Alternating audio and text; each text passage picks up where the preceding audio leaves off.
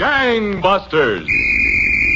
Gangbusters, presented in cooperation with police and federal law enforcement departments throughout the United States. The only national program that brings you authentic police case histories.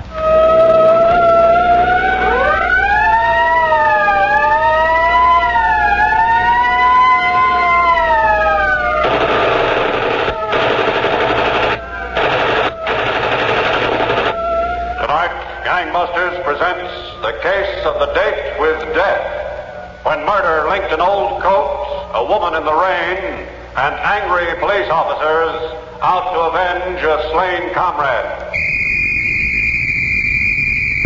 M. Joseph Wallace, Chief Inspector, Baltimore City Police Department, to narrate by proxy tonight's case.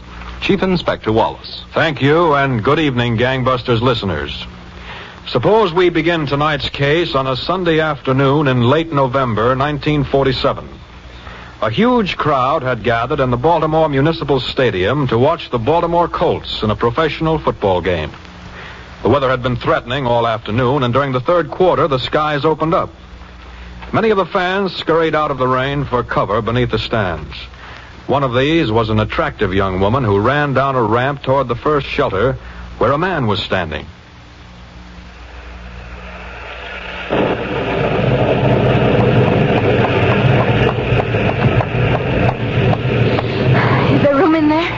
Room enough. Oh, thanks. Oh, football. The greatest game in the world. Maybe on television. Look at my hair. It's very nice. Nice and wet. 50,000 idiots. 50,000 idiots watching a few men dribble a ball up and down out there in the pouring rain. How about a cigarette? Yes. Thanks. Light? Thanks. Yes. Very nice. What? Your hair. Oh, you'd see it in pin curls. I'd love to. Well, thanks for the cigarette. So you're not going back into the pouring rain, are you? Oh, I've got a date out there. He's more interested in football than in you. Looks that way. Not very smart, is he? He just likes football. So what do you say you and me find some place to have a drink? Oh, I couldn't run out on him. You won't even miss him. How do you know I won't miss him? Well, that's another story. You know of some place nearby where we can get a drink? Sure. I suppose we should have been introduced proper. I'll introduce us. My name is Wood, Roy Wood. Very pleased to meet you, Mr. Wood. Roy. I'm very pleased to meet you, Roy. I'm Helen. Just Helen? That's nice. Helen Denny. Well, what are we standing here for? Shall we go? Okay, why not? Oh, football.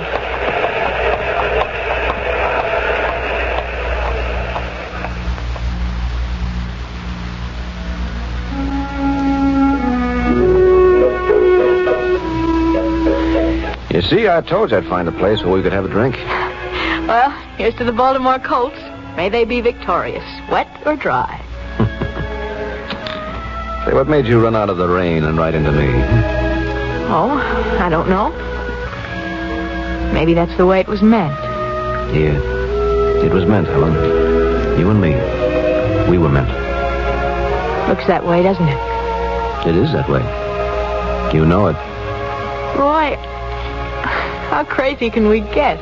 Known each other 20 minutes. I couldn't be the liquor. We haven't even finished our first drink yet. What is it? You know, this is funny. I'm 28 years old. I feel like a schoolgirl. Like a kid in saddle shoes. You want to hear how I feel? I hope I know. You do, baby. Tell me all about yourself. Where do you live? What do you do? Everything. Oh, I live out on 33rd. You do? I live out that way myself, on Pratt, near Broadway. We're practically neighbors. It's made to order. Well, what do you do? For a living, I mean. Oh, odd jobs. What do you mean, odd jobs? Oh, just that. I don't believe in tying myself down from 9 to 5 every day. When I need money, I work for it. Oh. You look a little bit disappointed. Well, I just took it for granted that everybody had a job. Well, let's just say that I'm more in the professional line. If there's anything I need, I just get it. Nice to be able to get anything you need. Is there anything you need, honey? Nothing I can think of right now. Now, don't let it worry you, Helen. I get along. I'm sure you do. I think it stopped raining now. Now, then we'll celebrate. We'll have another drink, huh? All right, Roy. Let's have another drink. Waiter. Waiter, hey, waiter.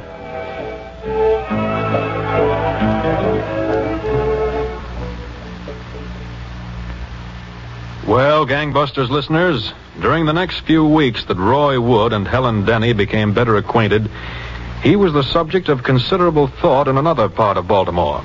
But the man thinking about Roy Wood was not so fortunate as Helen Denny. He knew neither Wood's name nor his whereabouts. He was Detective Lieutenant George G. Bryan of the Baltimore Police Department. And as he sat at his desk one afternoon, the door to his office opened. Hello, Lieutenant. Oh, Sergeant Mayer, come in here. I want to talk to you. I thought you swore you'd take a Sunday or two off. Well, not this Sunday, Sergeant. Sit down. Thanks. How was Cleveland? We got a conviction. Yeah, I read about it. Well, are you ready to go to work? Have you got trouble? Yeah. Some stick-ups out of North Baltimore. Cab drivers. 7 of them so far. Between 9 o'clock at night and 2-3 in the morning, this boy hops in a cab, asks to be taken someplace, puts a gun on the driver. Only in North Baltimore? So far, only in North Baltimore. Any information on him, Lieutenant? Only the description given by the victims. 25 to 30, 5'8" or 9, 150 to 60 pounds, good-looking, dresses well. I see. Want me to get on it? Yep. Have a look at the report, Sergeant. And, the uniform men out there are pretty much on the watch for this boy. They're taking a good look at every taxicab in the street at night. Talk to the uniform commander out in Northeast tonight. Maybe you can be of some help to each other.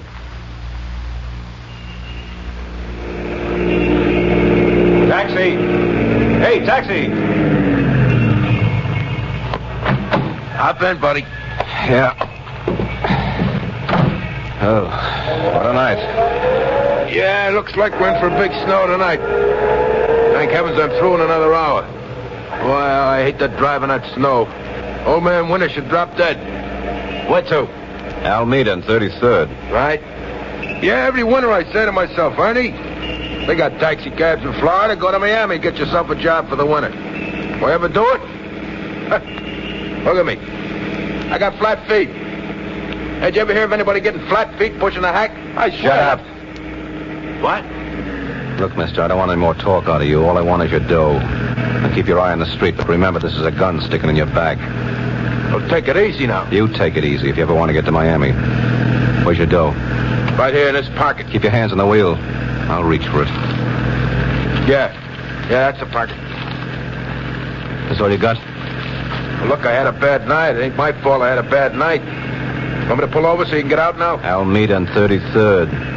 Yeah, I'll meet her on 33rd. I hate to remark about it now, buddy, but in my rear view mirror it comes up a squad car. You know, cops. Just keep on driving. Yeah.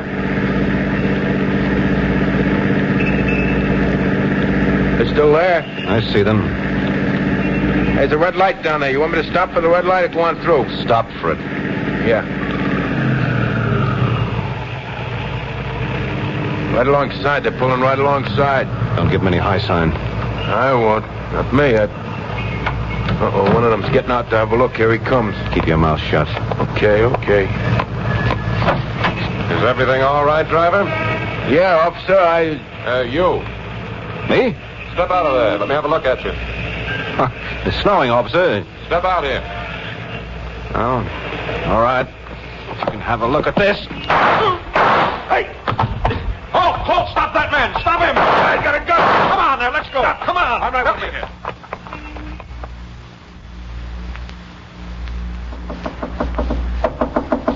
Yes? Who is it? It's me, honey. Roy, let me in. Roy. It's after 2 in the morning. Please, let me in, please. All right. Thanks, Helen. Thanks a lot. What's the matter with you, Roy? Never mind, I'll be all right. Where's your coat? You should have more sense than to go out on a night like this without your coat. I should have had more sense than to go out, period. What's the matter with you, Roy?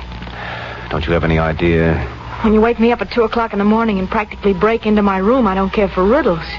I'm entitled to an explanation. Helen, you love me? What's that got to do with it? It's got plenty to do with it. All I want is a reasonable explanation. All right. You hear those sirens? That's your explanation. You're in trouble. You bet I'm in trouble. I'm sure you can straighten it out. Not this kind of trouble you can't straighten out. Were you in a fight? Sort of a fight, yeah. Only worse. Well, what happened? They were chasing me. It's a break. You live right in the neighborhood. They're probably looking for me on the street right downstairs. Not the police. Now, who else do you think? Oh, Roy. It's not that much of a shock, Helen. You know it. Yes, Roy, I know it. Look, you let me stay a while, won't you, baby? Let me stay here. Yes. As long as you want. Good girl. Now, look, there's something you have to do for me. What? My overcoat. I couldn't run with it. I threw it in the alley next to the tavern around the corner. I want you to get dressed and go get it for me. But, Roy... Please, honey, if they find the coat, they can find me. They have ways. Please, baby, if you love me. All right. I'll get dressed.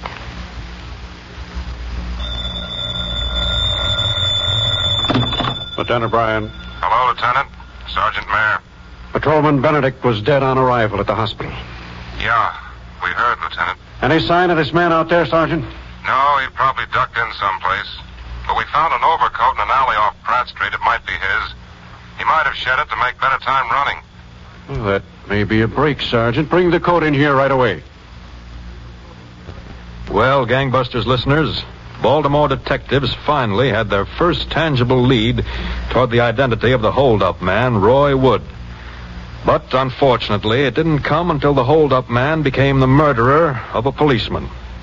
Detectives still had a long way to travel in the case, but they were able to take shortcuts because of a news vendor and a curt telegram. Gangbusters. And now we hear again from tonight's narrator, Chief Inspector M. Joseph Wallace of Baltimore. Thank you.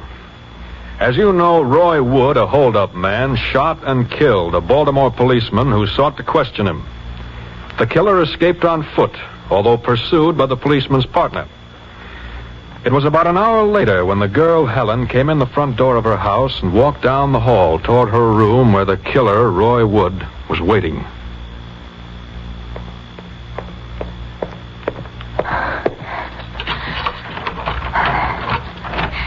Baby, I thought you'd never get back. I thought you... The coat, where's the coat? I looked in the alley, Roy. It wasn't there. I guess they got it. Guess the cops picked it up. Roy. Huh? You killed that policeman, didn't you? Listen, baby. Did you or didn't you? Yeah, it was me. The whole neighborhood is up. There are police cars all over. Listen, honey, you won't say anything to anybody about this, will you? How could you do it, Roy? I did it, that's all. You won't say anything, will you? Why didn't you leave me alone? Why'd you have to bring me all this? Baby, I love you. You know what'll happen if they get me, you know, don't you? You weren't fair to me, Roy. You should have let me know what I was getting into. I know I should have, but I didn't. Honey, you won't say anything, will you? No, Roy. I won't say anything. Thanks, Helen. Thanks a lot. What are you going to do, Roy? I don't know. I gotta think. They got the coat. You said they might be able to find you through the coat. Yeah. I'll have to get out of town for a little while. I better go back to my room now and get some things. But, Roy, the streets are full of policemen. If they see somebody without an overcoat... Yeah, that's right. Can I stay here a little while longer? All right. But you mustn't go back to your room, Roy. You mustn't go back at all. Hey, Johnny, Lieutenant in there? Yeah, he's in there, Sergeant. Thanks. Hello, Lieutenant. Come in, Sergeant. Well, I guess we can put this overcoat in cold storage. No luck, huh? I traced it from the manufacturer to the retailer, the United on Fayette Street. They keep records of names and addresses of customers only when there's alterations. No alterations on this coat. Well, how about their memory? Doesn't anybody there have a good memory? Yeah, they remember having coats of this style in stock. That's about all. Nobody remembers selling this one. Any cleaner's marks in it? No, the coat's never been cleaned. Well, we at least know the guy is a perfect 40. Sergeant. Yeah? It's pretty much of a sure thing this guy lives or did live in North Baltimore. From the way he operated, yeah. You want to waste a little time? How? Well, if he does live in North Baltimore someplace, there's somebody that's seen him and knows him. I think we ought to take this coat and visit every store and bar between Monroe and Hanover, north of Franklin. The coat's not the most ordinary ever made. Maybe somebody will recognize it and know the guy. Maybe. Don't you think it's worth it? Sure, Lieutenant. I think it's worth it. Anything's worth it. Son! Late. What do you read? Sun, News Post? Paper, buddy? No, not just now. I'm a police officer. Yeah? Sun, News Post? What do you read? What do you read? Paper? Hey, look, the shopkeepers around here tell me you know most everybody in the neighborhood. They can read, I know 'em. Sun, News Post, all eight. You know the owner of this coat? That coat there? Yeah. I don't look at people's coats. Hey, that could be Roy's. Roy? Roy who? How should I know Roy who? He buys the paper from me once in a while. I call him Roy. Who calls him Roy? The guys. He hangs out in that bar down the street, Casey's. Okay. Thanks a lot. For what? What do you read? Paper, all late, Sun, Post. What do you read?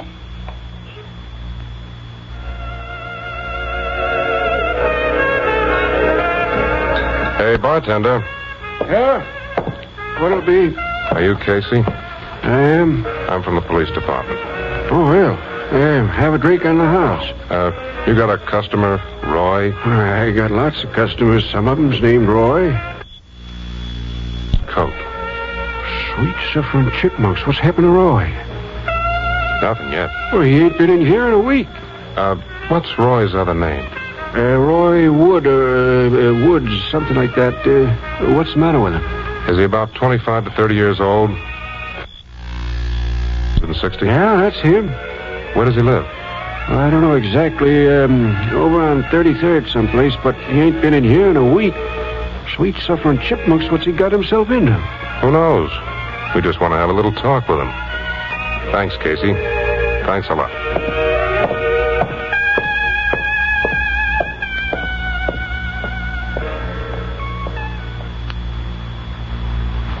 Deposit 45 cents, please. Yeah. Here you are.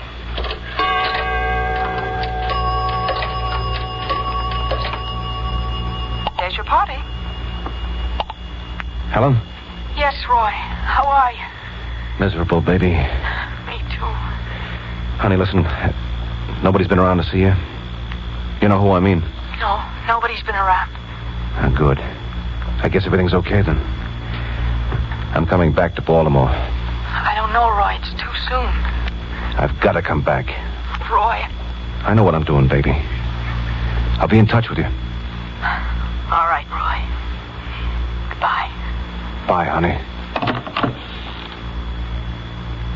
Why, you gentlemen are certainly mistaken. Roy Wood is a fine young man. I wouldn't have rented a room to him unless he was a fine young man. But he hasn't been home in a week. I told you he's a fine young man. Mrs. Porter, you're positive this is his coat? Well, I can't be positive, but he has one like it. It wasn't in his room. Well, if he went away, he must have taken the coat with him.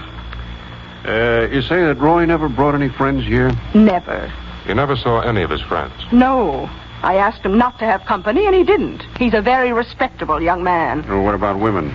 Did you ever see him with any women? No, I never saw him with any women. But those that he did go out with were very nice girls. How do you know they were very nice girls? Well, this last one, she sounded like a very nice young lady over the phone. You spoke to her? Of course, several times. I took messages for Roy. What kind of messages? Well, this girl, this Helen, she called and left a number 2 or 3 times. She sounded like a very nice girl. What'd you do with the number? Oh, now, what would I do with the telephone number? I scratched it on the telephone book. May we see the telephone book, Mrs. Porter? If you insist, this way. Thank you. But Roy Wood is a fine young man. A very fine young man. Here she is, Lieutenant. Lieutenant Bryan, Helen Denny. Sit down, Miss Denny. You have no right to drag me down here to the police station and keep me waiting so long. I think I'm entitled to some explanation. She says she hasn't seen Roy Wood in a week. That's true. Exactly how many times did you see Roy Wood altogether? I don't know. I didn't stop to count. You heard from him in the last week? No, I haven't heard from him. Where is he now? I told you I don't know. I don't know. You know what we want him for? No, We think he killed a policeman. that's not so. We wish it weren't. Now, the more you try to cover up for him, the more trouble you're going to get yourself into, young lady. I'm not trying to cover up because there's nothing to cover up. All right. I know you've been in touch with Roy Wood. Please. I know it. Matter of fact, while the sergeant was bringing you down here, a Western Union messenger boy knocked on your door. You didn't know that we have a couple of men watching your house day and night, did you? I don't know anything. And that Western Union messenger boy, when there wasn't any answer, he slipped a telegram under your door. Would you like to read it?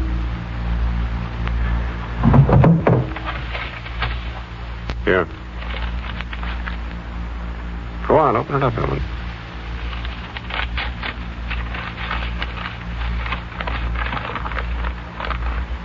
And you still tell me you haven't been in touch with Roy? All right.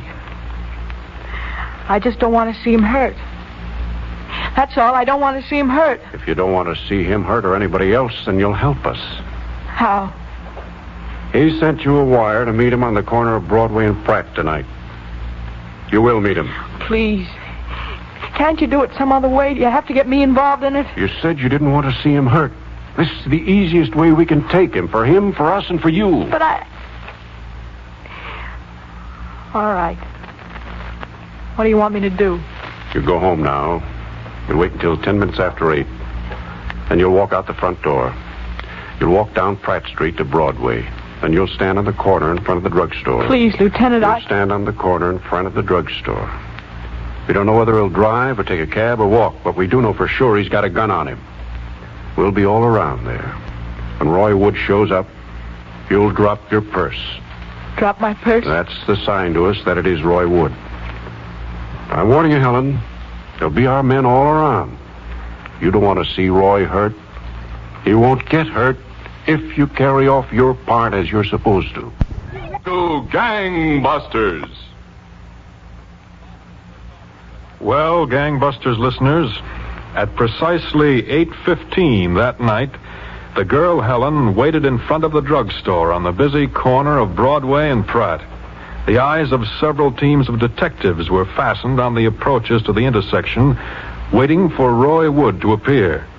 As the minutes passed, she stood firm, until finally she saw the fugitive crossing the street.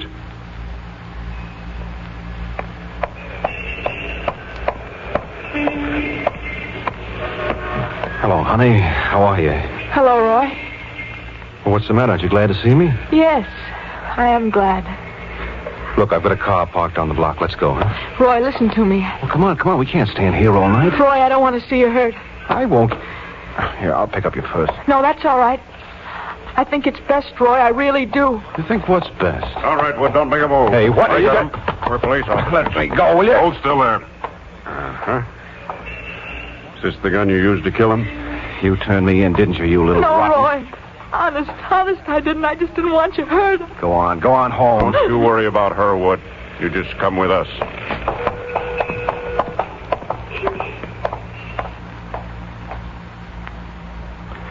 That, Gangbusters listeners, was exactly how this killer was taken by detectives of the Baltimore Police Department. He was placed on trial a short time later and convicted of first-degree murder. Roy Wood is now in a death cell at the Maryland State Penitentiary, awaiting hanging. Thank you, Chief Inspector M. Joseph Wallace, for this insight into how Baltimore police conducted a difficult murder investigation. And congratulations to Captain of Detectives Henry J. Criss and all the officers who participated in the investigation leading to the arrest of this killer.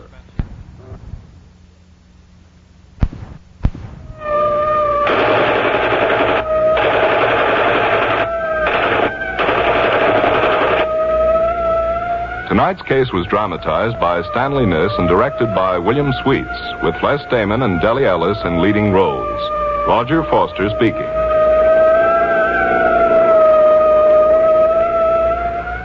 Gangbusters is a Phillips H. Lord production.